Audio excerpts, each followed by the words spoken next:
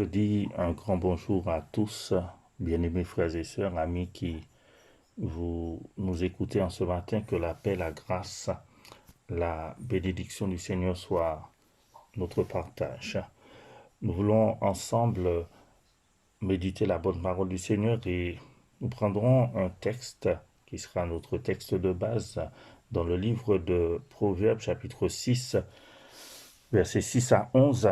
Proverbe chapitre 6, verset 6 à 11, et il nous est parlé là de la fourmi. Et il nous est dit, va vers la fourmi paresseux, considère ses voies et deviens sage. Elle n'a ni chef, ni inspecteur, ni maître. Elle prépare en été sa nourriture, elle amasse pendant la moisson de quoi manger. Paresseux, jusqu'à quand seras-tu couché? Quand te lèveras-tu de ton sommeil? Un peu de sommeil, un peu d'assoupissement, un peu croiser les mains pour dormir, et la pauvreté te surprendra comme un rôdeur, et la disette comme un homme en armes. J'ai donné comme titre à mon message ce matin, laisse-toi enseigner par la fourmi. Laisse-toi enseigner par la fourmi. Et il nous est demandé là d'aller vers la fourmi. Et la fourmi nous est présentée comme une enseignante. Elle a des choses à nous apprendre, elle a un savoir à nous transmettre, elle a une connaissance à nous communiquer. Il nous est dit, considère ses voies, c'est-à-dire observe son comportement, regarde comment elle se conduit, considère ses voies et deviens sage. Et les leçons que la fourmi va t'enseigner, ces leçons-là vont te rendre sage. Ces leçons-là vont t'apporter de la sagesse. Comment peut-on définir la sagesse? La sagesse, je dirais que c'est l'art de vivre selon Dieu. Une personne sage, c'est une personne qui a la compréhension des choses. C'est une personne qui arrive à savoir dans une situation ce que Dieu veut, ce que Dieu attend d'elle. C'est une personne qui arrive à savoir dans une circonstance quelle action elle doit poser, quelle décision elle doit prendre, quelle attitude elle doit adopter. Et la Bible nous dit que la fourmi va nous apprendre la sagesse. Quelle leçon d'humilité pour nous. L'homme qui se dit grand, l'homme qui se dit fort, l'homme qui se dit puissant, l'homme qui est rempli de savoir, qui se dit intelligent, Dieu lui demande d'aller apprendre la sagesse de qui? D'une fourmi. Et qui est la fourmi? Si on devait présenter la fourmi, on dirait que c'est un insecte qui ne mesure que quelques millimètres. Et pourtant, elle est l'un des insectes les plus connus au monde. Et pour cause, elle est présente partout sur la Terre. Qui ne connaît pas une fourmi? Ce matin, nous voulons voir quelques caractéristiques de la fourmi. Un insecte qui mesure que quelques millimètres. Et Dieu demande à l'homme d'apprendre de la fourmi. Laisse-toi enseigner par la fourmi. La première caractéristique de la fourmi, c'est qu'elle est autonome. Elle est autonome. Au verset 7, il nous est dit qu'elle n'a ni chef, ni inspecteur, ni maître. Elle est autonome. Elle n'a pas de chef. Le chef, c'est celui qui exerce une autorité, c'est celui qui commande, c'est celui qui prend les décisions, qui donne la direction, on va dire. Et la fourmi, elle ne reçoit pas d'ordre. Elle n'est pas sous une domination. On ne prend pas de décision pour elle. Pour faire les choses, la fourmi ne dépend pas d'une autorité. Elle sait ce qu'elle doit faire. Elle sait à quel moment elle doit le faire. Et elle sait comment elle doit le faire. Et je vais dire que tout en faisant partie d'un groupe, entre guillemets, je dis bien entre guillemets, elle a une certaine indépendance. Dans le livre de 2 Corinthiens, chapitre 1er, verset 22, 2 Corinthiens, chapitre 1er, verset 22, il est dit, et c'est encore Dieu qui nous a marqués de son sceau comme sa propriété et qui a mis dans nos cœurs son esprit comme acompte des biens à venir. Ce verset-là nous apprend que nous sommes la propriété de Dieu. Et Dieu, nous qui sommes ses enfants, il a mis en chacun de nous son esprit.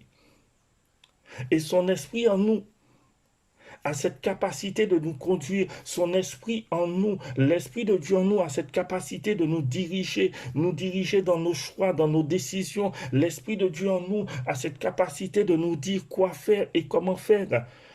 N'oublie pas que Jésus avait dit à ses disciples, lorsque je m'en serai allé, je vous enverrai un autre consolateur. Il parle de l'esprit de vérité et il dit que l'esprit de vérité vous conduira dans toute la vérité. Il prendra de ce qui est en moi et vous l'apportera. Donc nous avons reçu le Saint-Esprit. L'Esprit de Dieu habite en nous. Et l'Esprit de Dieu a cette capacité de nous diriger. L'Esprit de Dieu a cette capacité de nous conduire. La Bible nous dit dans le livre de Romains chapitre 8, verset 14, Romains 8, verset 14, il est dit, car tous ceux qui sont conduits par l'Esprit de Dieu sont fils de Dieu. Et l'Esprit de Dieu en toi va te conduire dans les choses de Dieu. L'Esprit de Dieu va te conduire à prier. L'Esprit de Dieu va te conduire à lire la Bible, à méditer la parole. L'Esprit de Dieu va te conduire à rechercher la présence de Dieu. L'Esprit de Dieu va te conduire à te séparer du mal. L'Esprit de Dieu va te conduire à être vigilant. L'Esprit de Dieu va te conduire dans les choses spirituelles, dans les choses d'en haut, dans les choses de Dieu. Aujourd'hui, est-ce que tu as besoin de quelqu'un qui soit là derrière toi pour te dire qu'il faut prier, qu'il faut lire la Bible, qu'il faut chercher Dieu, qu'il faut te séparer du mal? La Bible dit que la fourmi n'a pas de chef. On ne lui donne pas d'autre. Elle connaît ses tâches. Elle connaît ses devoirs. Elle sait ce qu'elle doit faire et elle le fait. La Bible dit qu'elle n'a pas d'inspecteur. Ça veut dire qu'il n'y a personne qui contrôle son travail. L'inspecteur, c'est celui qui contrôle le travail, qui vérifie le travail. Elle n'a personne qui contrôle son travail. Elle n'a personne qui vérifie. Mais pourtant, eh bien, ce qu'elle fait, elle le fait bien. Elle s'applique. Elle n'a pas de maître. Le maître, c'est celui qui domine, c'est celui qui a un pouvoir de décision sur ta vie. C'est celui qui décide pour toi. C'est celui qui te dit quoi faire et comment faire. Et le seul maître que nous avons en tant que chrétiens, en tant qu'enfants de Dieu, notre seul maître, il s'appelle Jésus-Christ de Nazareth. Notre seul maître, c'est Dieu. À un moment donné, dans le livre de Matthieu, Matthieu chapitre 23, je n'ai pas relevé la référence, il est dit de n'appeler personne maître, de n'appeler personne chef, de n'appeler personne directeur, enfin chef, parce qu'un seul est maître, un seul est chef, un seul est notre directeur, c'est Jésus-Christ. Mais je voudrais lire avec toi dans le livre de 1 Pierre chapitre 5. 1 Pierre chapitre 5 versets 1 à 4 et je vais lire cela dans la traduction de Parole vivante et je voudrais là toucher un point puisqu'il nous est dit que la fourmi elle n'a pas de maître, il n'y a personne qui domine sur elle. 1 Pierre chapitre 5 verset 1er dans la traduction de Parole vivante. Il est dit, je voudrais m'adresser à présent à ceux qui ont la charge de responsables d'église parmi vous. Donc il parle là aux pasteurs, il parle aux responsables d'église, il parle aux serviteurs. Je leur parle en tant que responsables comme eux, témoins des souffrances du Christ et participants de la gloire qui sera bientôt révélée. Il leur dit, prenez soin comme des bergers du troupeau que Dieu vous a confié. Donnez-lui la nourriture convenable. Donc, premier rôle, première responsabilité du serviteur de Dieu, du pasteur, il doit prendre soin du troupeau. il doit prendre soin du troupeau. Il doit lui donner la nourriture dont le troupeau a besoin, dont il a besoin. Deuxième responsabilité du serviteur, du pasteur, il doit veiller sur le troupeau. Il dit veiller sur lui, non par devoir ou à contre-cœur, mais de plein gré, avec zèle, avec le zèle que Dieu désire. Troisièmement, il est dit, dévouez-vous à votre ministère, non en vue d'un profit matériel, mais avec amour et désintéressement. Ça veut dire que troisièmement, il doit être dévoué dans sa tâche, il doit être dévoué, il doit avoir du zèle dans ce qu'il fait. Mais il ne doit pas le faire dans le but d'un enrichissement personnel. Si maintenant Dieu lui accorde la richesse, l'abondance, il va en jouir, mais ça ne doit pas être son but premier. Il doit le faire avec amour et désintéressement. Quatrièmement, il est dit au verset 3, ne cherchez pas à dominer sur ceux qui ont été confiés à vos soins. N'exercez pas un pouvoir autoritaire. Quatrièmement, il ne doit pas dominer sur le peuple. Le serviteur de Dieu, le responsable d'église, la Bible nous parle des ministères, des pasteurs, des docteurs, des prophètes, des évangélistes. Ces ministères ont été donnés pour l'édification du corps de Christ.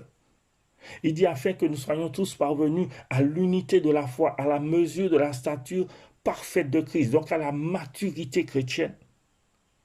Et le serviteur de Dieu est là pour conduire le peuple dans la parole, pour conduire le peuple à développer sa relation avec Dieu, pour conduire le peuple dans la maturité chrétienne. Le serviteur de Dieu peut te conseiller, il peut t'éclairer dans la parole, mais à aucun moment, il n'a pouvoir de décision dans ta vie. À aucun moment, il ne peut t'imposer une action, t'imposer un choix, t'imposer une direction. Et faisons attention à cela. Enfant de Dieu, fais attention à cela. Il nous parle de la fourmi. Il nous dit qu'elle n'a pas de maître. Son maître, c'est Jésus. Maintenant, il y a que Dieu a établi des hommes, des serviteurs, des pasteurs, des responsables, et on doit les honorer, on doit les respecter. Mais à aucun moment, pasteur que je suis, je le dis, à aucun moment le pasteur, le responsable d'église n'a pouvoir de décision. À aucun moment le pasteur, le responsable d'église ne peut dominer sur ceux qui lui ont été confiés. Mais la Bible dit au contraire, il doit être un modèle. Et combien Paul lui-même disait, soyez mes imitateurs, comme je le suis moi-même de Christ. Il doit être un modèle.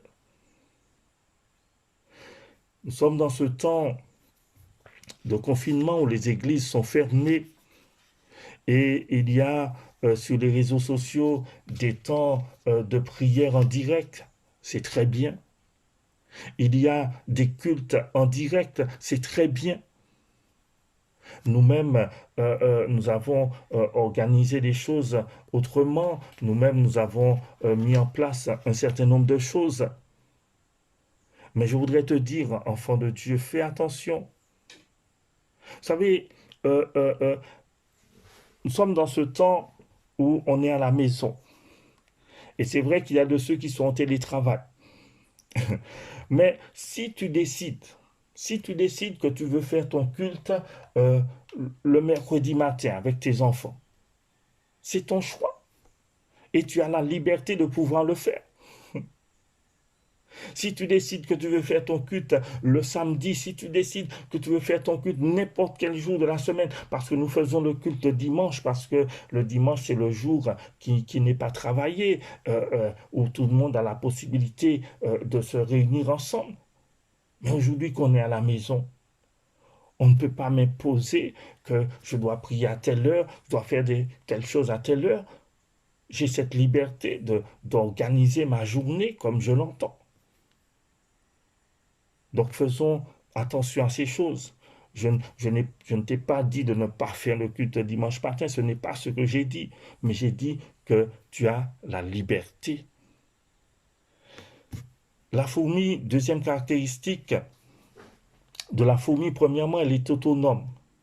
Deuxièmement, on pourrait dire qu'elle s'automotive. Et là, on va parler du zèle. Elle est toujours zélée, la fourmi. Elle n'a personne pour la motiver, elle n'a personne pour lui dire allons-y, courage. Elle n'a personne pour lui dire essaie encore, recommence, tu vas y arriver. Et chacun de nous, c'est vrai qu'à certains moments, on a besoin de quelqu'un pour nous encourager. La Bible dit encouragez-vous les uns les autres. On a besoin de quelqu'un pour nous motiver. On a besoin de quelqu'un pour nous dire relève-toi. On a besoin de quelqu'un pour nous dire eh ben ça va aller. On recommence, on continue. Mais je dois aussi apprendre.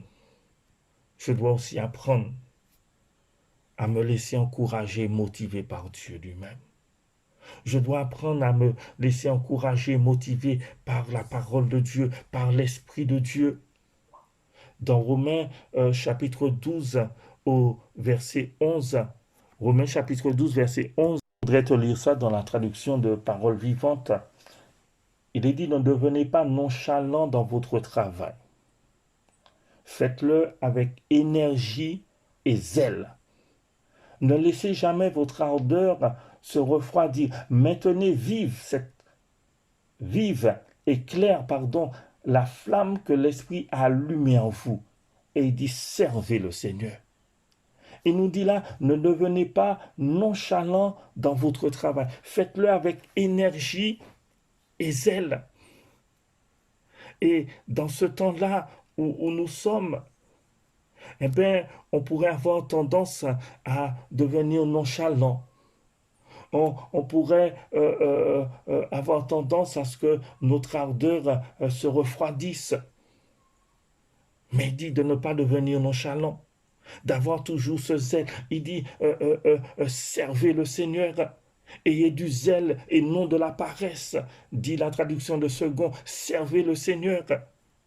Ne nous laissons pas emparer par la paresse, ne devenons pas nonchalants. Mais il y a que je dois apprendre, je vais dire, à m'auto-motiver. Je dois apprendre à me motiver moi-même. Une troisième caractéristique de la fourmi, c'est qu'elle est persévérante. Elle est persistante. La fourmi, elle est déterminée. Elle est déterminée à atteindre son objectif. La fourmi, elle ne recule pas devant l'obstacle. Et chacun de nous, je pense que nous avons déjà expérimenté cela lorsque nous étions plus jeunes. Lorsqu'on mettait un obstacle devant la fourmi, qu'est-ce qu'elle fait?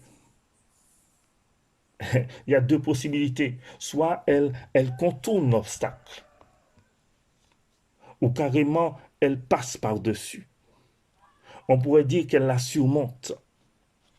Et dans le livre d'Éphésiens chapitre 6 au verset 13, Éphésiens chapitre 6 verset 13, il est dit, c'est pourquoi prenez toutes les armes de Dieu, afin de pouvoir résister dans le mauvais jour et tenir ferme.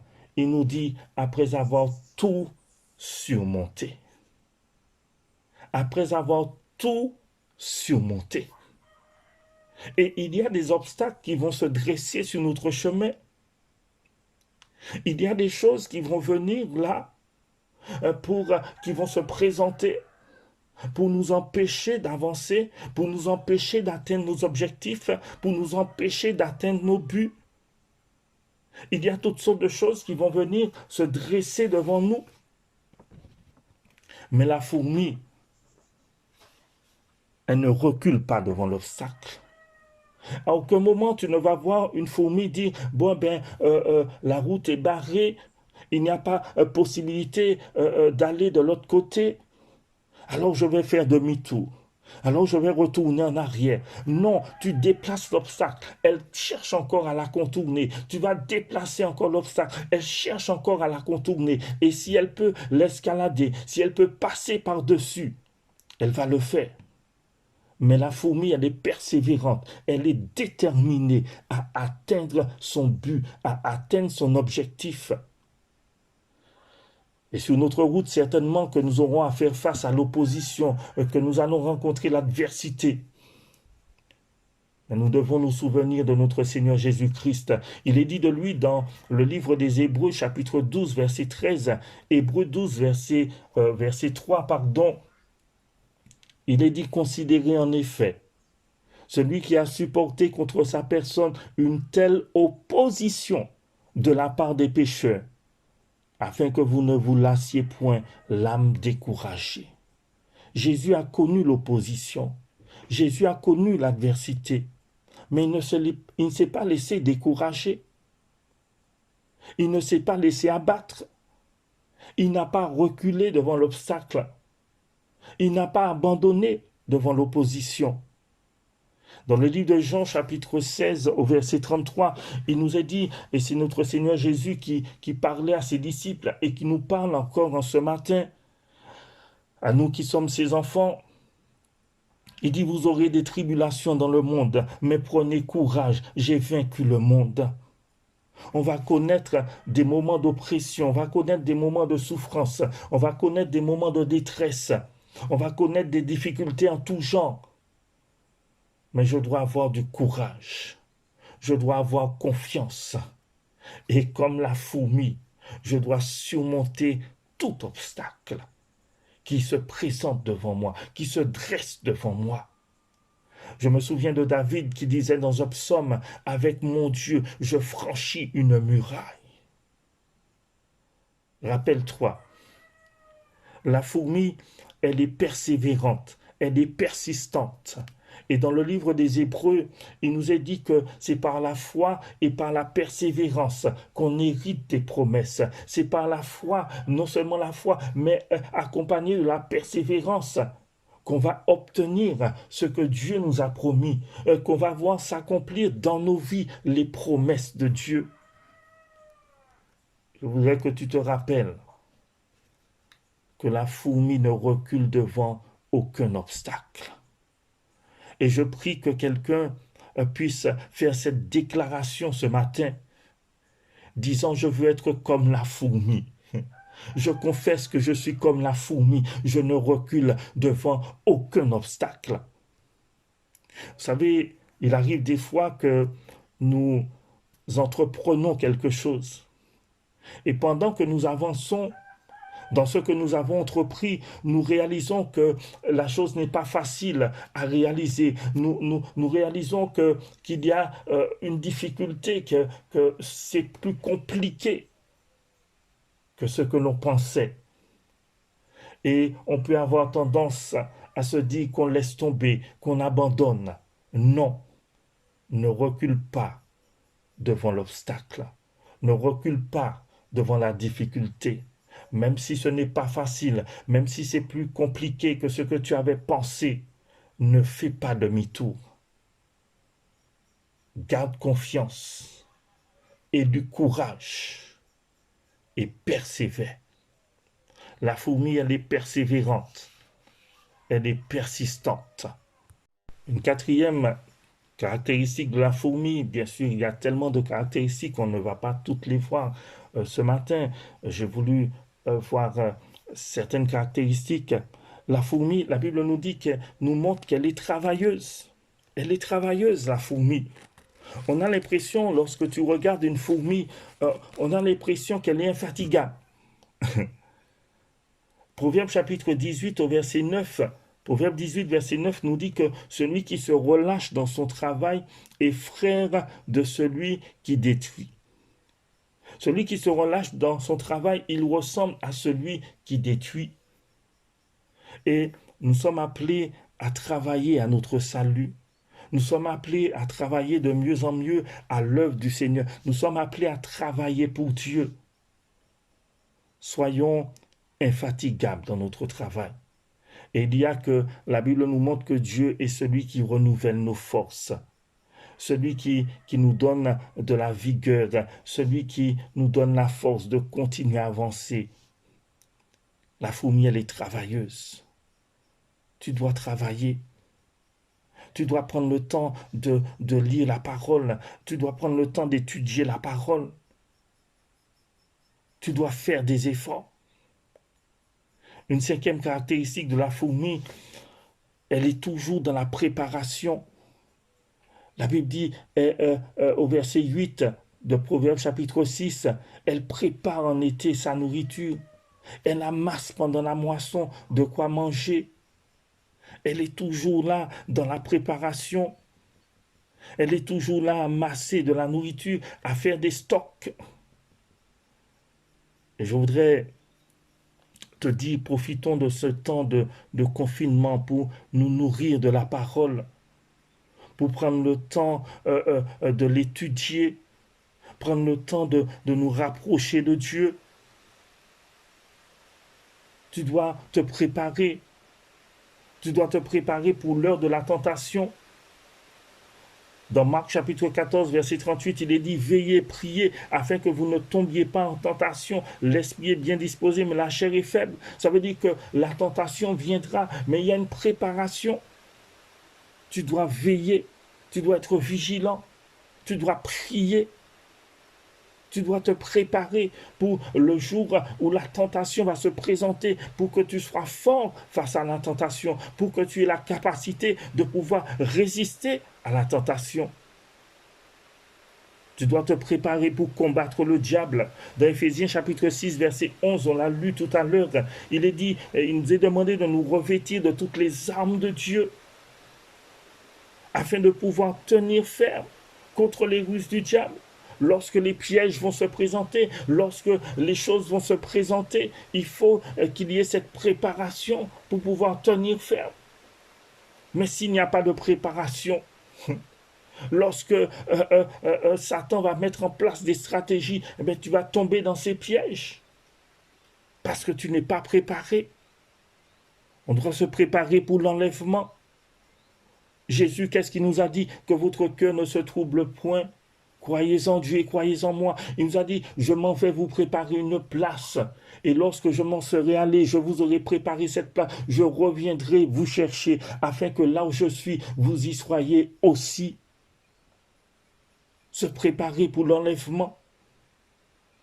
Alors, tu vas dire, oui, mais peut-être que je ne vais pas être de ceux, peut-être que notre génération, ce ne sera pas nous qui allons vivre l'enlèvement. Alors, je voudrais te dire, tu dois te préparer à la rencontre de ton Dieu. La Bible dit dans le livre d'Amos, au chapitre 4, je crois, au verset 16, il dit, prépare-toi à la rencontre de ton Dieu. Tu dois te préparer à rencontrer Dieu.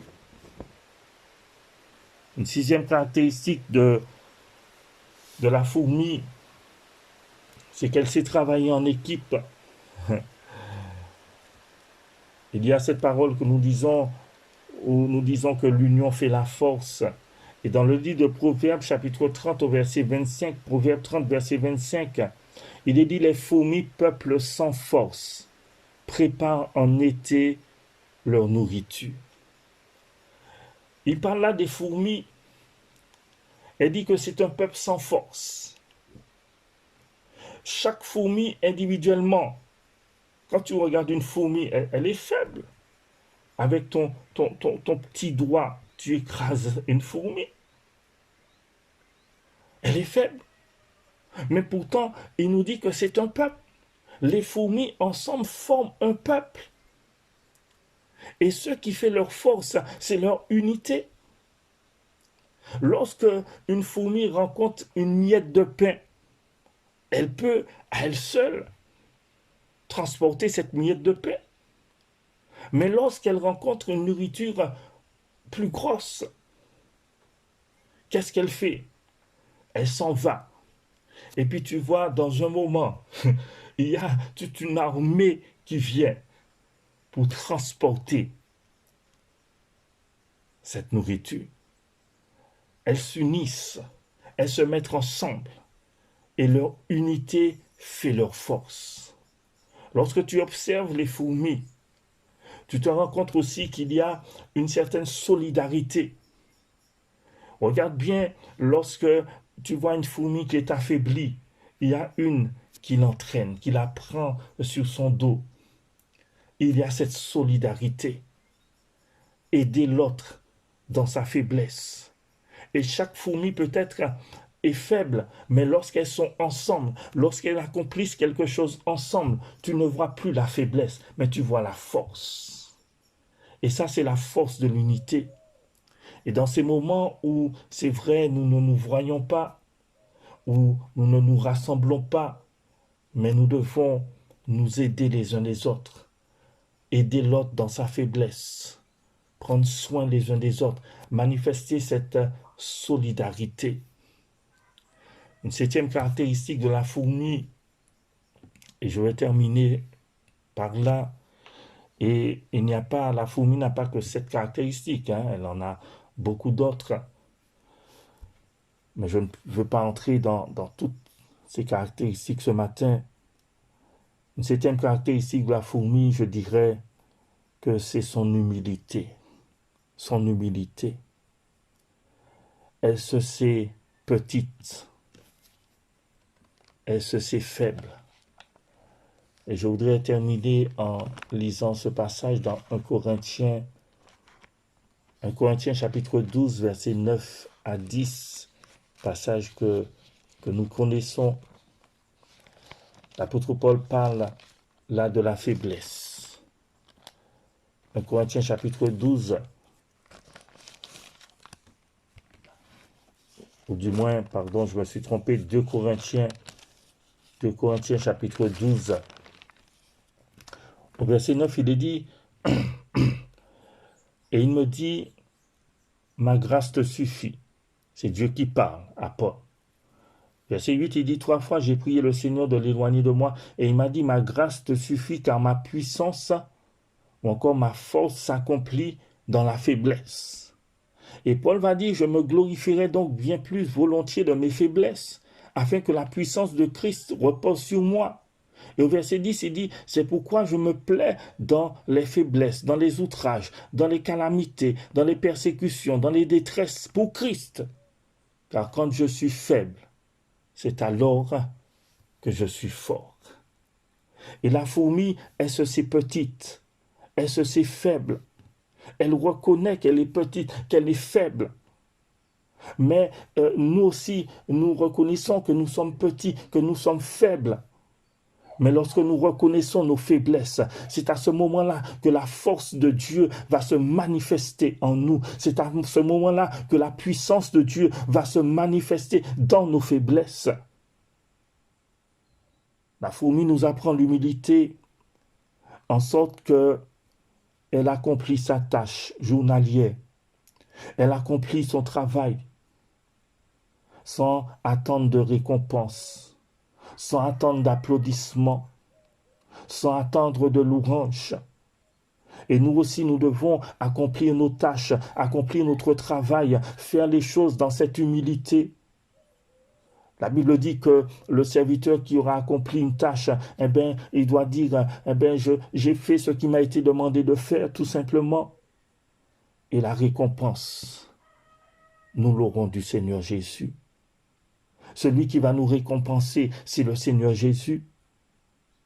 Alors il est vrai qu'on peut honorer un homme ici-bas, on peut récompenser un homme, mais la plus grande récompense, nous devons l'attendre de notre Seigneur Jésus-Christ. Laisse-toi enseigner par la fourmi. Et je t'invite encore à toi-même de manière personnelle à méditer encore sur la fourmi. Nous avons vu que la fourmi, et cela est très important, elle est autonome. Elle est autonome. La fourmi, elle s'automotive. Elle n'attend pas pour quelqu'un pour la motiver. Elle n'attend pas pour quelqu'un pour la pousser. Elle s'automotive. Nous avons vu que troisièmement, la fourmi, elle est persévérante, elle est persistante, elle est déterminée. Elle ne recule pas devant l'obstacle. Quatrièmement, nous avons dit que la fourmi, elle est travailleuse. Elle est travailleuse. Elle semble être infatigable. Cinquièmement, nous avons dit que la fourmi, elle est toujours dans la préparation. Sixièmement, elle sait travailler en équipe. Septièmement, nous avons parlé de l'humilité de la fourmi. Que le Seigneur te bénisse au travers de ces quelques paroles et combien la fourmi a beaucoup à nous apprendre. Que le nom du Seigneur soit béni, que son nom soit glorifié. Il est dit aussi que la fourmi a deux estomacs. Regarde, elle mesure que quelques millimètres, mais elle a deux estomacs. Et elle a un estomac où elle va stocker de la nourriture. Et ça va servir pour le jour où une autre fourmi sera faible. Elle pourra lui donner cette nourriture. J'ai lu aussi dans mes recherches que la fourmi est capable de se sacrifier pour la fourmilière. Ça veut dire que s'il y a un insecte qui va venir attaquer la fourmilière, certaines fourmis ont cette capacité de s'exploser. Et elle va lâcher un poison sur l'insecte, sur le prédateur. Et ce dernier va mourir. En fait, elle va se sacrifier pour protéger la fourmilière, pour protéger les autres. Donc, la fourmi nous enseigne aussi et combien la Bible nous demande de nous sacrifier, de ne pas aimer en parole seulement, mais de nous sacrifier pour l'autre. Jésus s'est sacrifié pour nous. Est-ce que nous sommes dans cette disposition à pouvoir aussi nous sacrifier pour les autres? Je vais m'arrêter là, mais continue toi-même à méditer sur ce thème de la fourmi et laisse-toi enseigner par la fourmi. Que Dieu vous bénisse.